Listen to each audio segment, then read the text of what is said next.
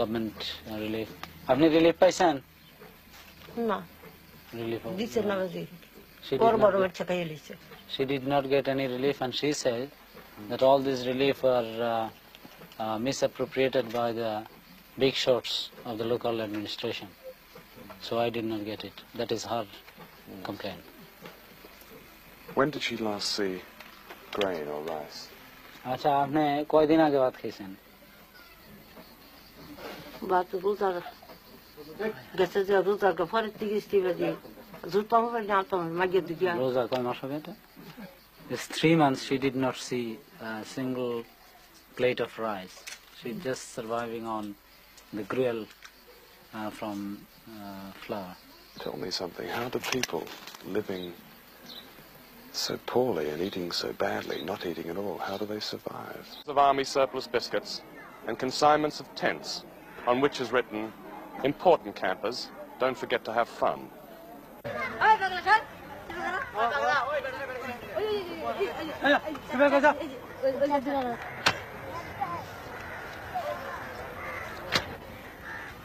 On December the 28th, 1974, Sheikh Mujib declared a state of emergency in Bangladesh. There were shootings, arrests, and signs that Bangladesh is fast approaching political chaos as a direct result of this famine. Of course, it used to be said that starving people disturb nobody, and this certainly applies to the thousands of dead in this horrific cemetery. But Bangladesh is at the center of Asia, with borders on China, India, and Burma. And when those who somehow manage to survive this famine are finally in political turmoil, they will, I'm afraid, disturb everybody.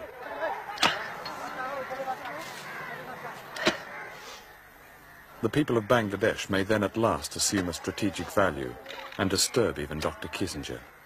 They may even disturb the United Nations, which ignores its own charter by its meanness to Bangladesh, and the Soviet Union, which heaps so-called friendship on Bangladesh and little else, and Australia, which mocks Asia with cliches about partnership while its surplus wheat stays in its silos, and the so-called internationalist common market, whose behaviour toward the starving of Bangladesh is that of a mean little burger. And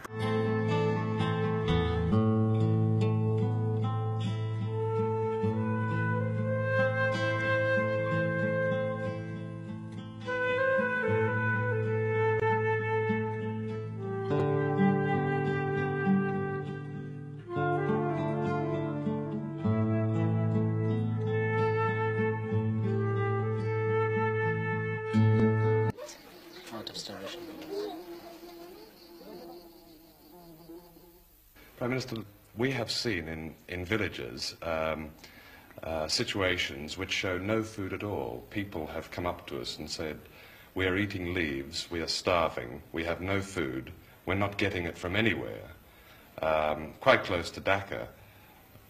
Why should this be so?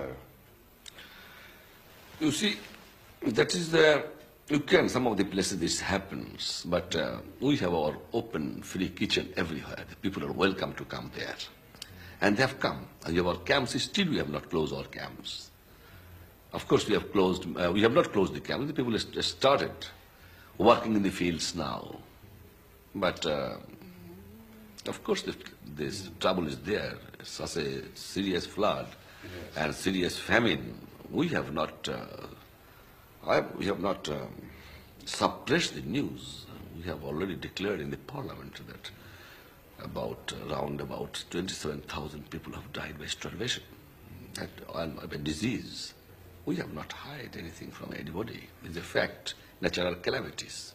It seemed much worse than I expected in August. I've seen outside relief camps people being turned away because the camps are full.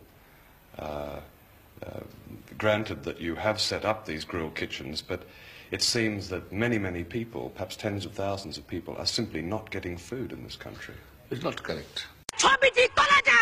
সেই পরিকল্পনা নিয়ে তারা ব্যস্ত রয়েছে।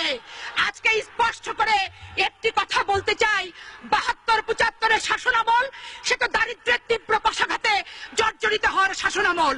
সে তো প্রতিটি মা বোনকে ৭২-৭৫-এর শাসনামলে বাসন্তী বানানোর ইতিহাসের শাসনামল। মা তার সন্তানের ক্ষুধা মিটাতে না পেরে কচুর লতি সিদ্ধ করে তাতে বিষ মিশিয়ে সপরিবারে সেদিন আত্মহত্যা করেছিল। আপনারা সেদিন দেখবেন। তাই তো রফিক আজাদ বলেছিল, ভাত দে হারামজাদা, নইলে মানচিত্র খাবো। মাননীয় স্পিকার, নারী নির্যাতন এত ব্যাপক আকার ধারণ করেছিল যে ৭২-৭৫-এর শাসনামলে কোন যুবতী মেয়েকে নিয়ে মা তার মেয়েকে রাতের বেলা নিজের ঘরে থাকতে পারত না। মুজিব বাহিনীর তাণ্ডবের অত্যাচারের অতিষ্ঠ হওয়ার কারণে রাত নামার সাথে সাথে মা তার যুবতী মেয়ের হাতটি ধরে জঙ্গলে আশ্রয় গ্রহণ করত। মাননীয় স্পিকার, শুধু এখানেই শেষ নয়, ১৯৭৪ সালে শান্তি সেনের স্ত্রী অরুণা সেন, পুত্রবধূ রীনা সিনহা এবং হনুফাকে যেভাবে অত্যাচার করা হয়েছে, হালাখোকা চেঙ্গিস খানের বর্বরতাকে সেদিন ম্লান করে দেওয়া হয়েছিল। যুবক ছেলেরা যাতে প্রতিবাদ করতে না পারে, রাতের বেলা রক্ষী বাহিনী দিয়ে বাড়িতে বাড়িতে তল্লাশি করা হয়েছে। রক্ষী বাহিনীরা যুবক ছেলেকে রাতের বেলা ধরে এনেছে, আর দিনের বেলা তাদের লাশ যেখানে সেখানে তাদের বাবা মা দেখতে পেয়েছে। আজকে কথায় কথায় যারা বলেন যে জিয়াউর রহমান নাকি বাংলাদেশে খুনিদের খুন করেছে, আজকে তাদের উদ্দেশ্যে বলতে চাই, ৭২-৭৫-এর শাসনামল তৎকালীন পত্রপত্রিকা, বিদেশি বিশেষজ্ঞদের, জার্নালিস্টদের যদি মন্তব্য করেন, নিজের চেহারাটা আয়নায় আপনারাই সত্যিকার অর্থে দেখতে পাবেন যে ৭২-৭৫ সালে কারা বাংলাদেশে খুনের রাজত্ব কায়েম করেছিল। মাননীয় স্পিকার, আজকে প্রশ্ন করতে চাই, ১৯৭৪ সালে ১৬ই মার্চ জাসদের গুলিতে, জাসদের মিছিলে গুলি চালিয়ে সেদিন ৫০ জন জাসদ নেতাকে হত্যা করা হয়েছিল। শুধু তাই নয়, জাসদের অফিসে সেদিন আগুন ধরানো হয়েছিল, তাদের পত্রিকা গণকণ্ঠ সেদিন সিজ করা হয়েছিল। ঢাকা বিশ্ববিদ্যালয়ে ৭ জন মেধাবী ছাত্রকে মেশিন গানের গুলিতে সেদিন নিশ্চিহ্ন করেছিল।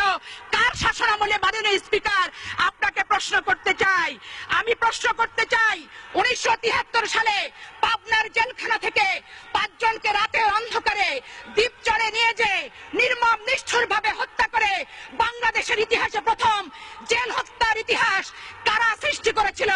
মাননীয় স্পিকার, আজকে প্রশ্ন করতে চাই, মাননীয় স্পিকার, আপনার মাধ্যমে সরকারি দলকে সমগ্র বাংলাদেশে আওয়ামী লীগ দুঃশাসনের বিরুদ্ধে, আওয়ামী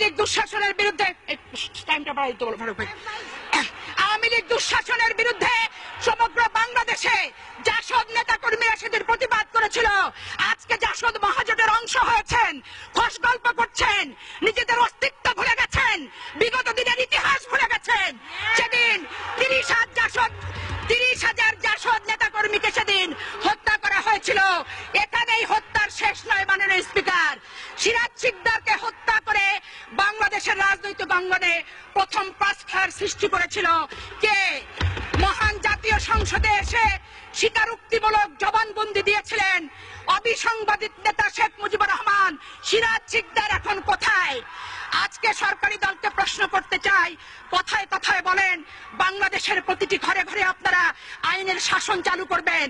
আজকে মাননীয় স্পিকার, আপনার মাধ্যমে স্বরাষ্ট্রমন্ত্রীকে আমি জানতে চাই, সিরাজ শিকদার হত্যার বিচার বাংলাদেশে ওনারা কবে শুরু করবেন? এই কথাগুলি আমার কথা নয়, বিভিন্ন পত্রিকা থেকে প্রাপ্ত তথ্যের ভিত্তিতেই আমি তথ্যমূলক ভাবে বক্তব্য উপস্থাপন করতে চাই। মাননীয় স্পিকার, ১৯৭৪ সালের ১৩ ডিসেম্বর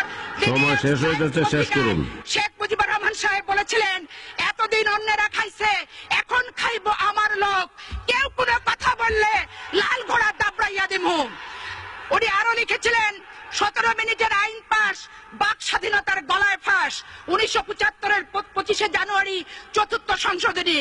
১৯৭৩-৭৪ অর্থ বছরে বাংলাদেশের শাসন কার্য পরিচালনা করার জন্য ২,০০০ কোটি টাকার প্রয়োজন ছিল। বিদেশি দাতা দেশগুলো ৩,০০০ কোটি টাকা সেদিন দিয়েছিল। আজকে যারা বিএনপিকে দুর্নীতিবাজ বলেন, তাদের উদ্দেশ্যে বলতে চাই, বাসন্তীর ভাগের টাকাটাও সেদিন আওয়ামী লীগরা খেয়েছিল। সময় আগে দাঁড়ানো যাবে না, কারণ সময় বাড়ায় দেওয়া হয়েছে, অন্যদেরকে দিবেন। শেষ করুন। ইত্তেফাকের হেডলাইন ছিল ৩,০০০ কোটি টাকার বিদেশি সাহায্য কোথায় গেল? শেষ করুন। ১৯৭৪-এর ২৮শে ডিসেম্বর গার্ডিয়ান পত্রিকার শিরোনাম ছিল, ঢাকা বিশ্বের সবচেয়ে ভীতিপ্রদ একটি শহর।